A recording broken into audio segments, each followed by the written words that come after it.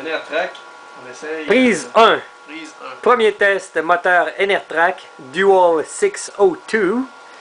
Accroché sur une bonne barre d'entraînement chin-up.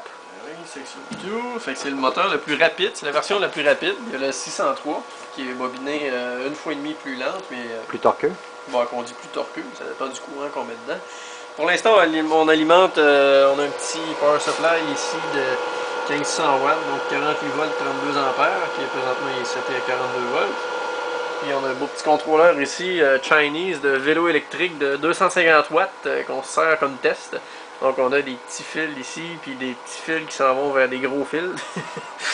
Je pense à pas grand jeu aujourd'hui. Non, c'est ça. Puis là, on a une poignée hein, qui sert à actionner le tout. Puis on a même...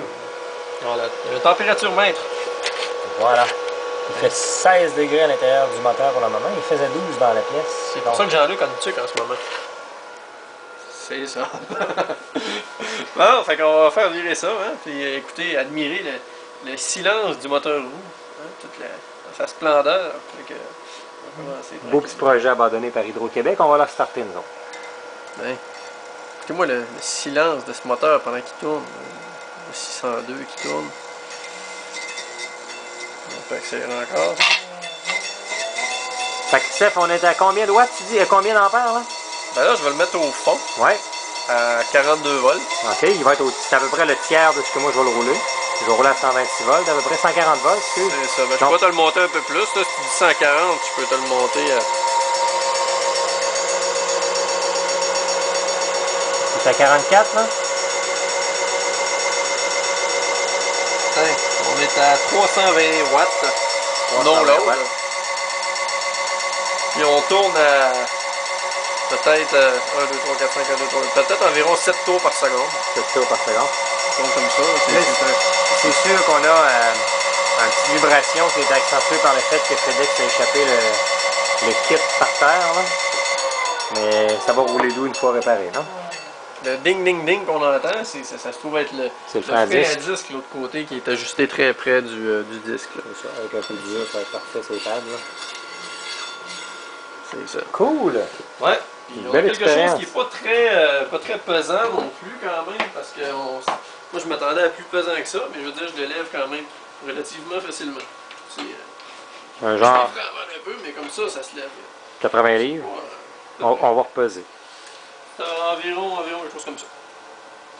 C'est pas si forçant que ça. Puis c'est comparé à une roue normale, on rajoute c'est sûr quelques dizaines de livres.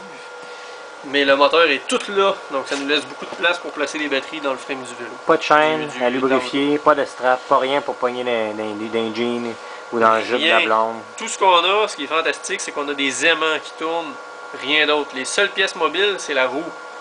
Le stator est à l'intérieur. On peut le voir ici au travers les trous. Quand je tourne, on voit le stator qui est la partie fixe. On le voit au travers du grillage un peu. Ici, ce sont tous des aimants. À l'intérieur de ça, c'est des aimants. Puis la partie extérieure, c'est un anneau en acier sur lequel les aimants sont collés. Fait que tout le tour ici, on a les aimants, de même que l'autre côté ici. Alors c'est ça le moteur roue. Ça va être installé sur GSX-R 1100, plaqué au Québec, l'été 2012. Il y a beaucoup de place pour des batteries, là. Ici. Ouais. Batterie ici. Tout ça ici, là, ça va peut-être faire un petit beau petit cylindre qui s'assemble Beau petit kit Edway. facilement avec on va pas près de 100 kW. Ouais. Alors, la suite dans le prochain film.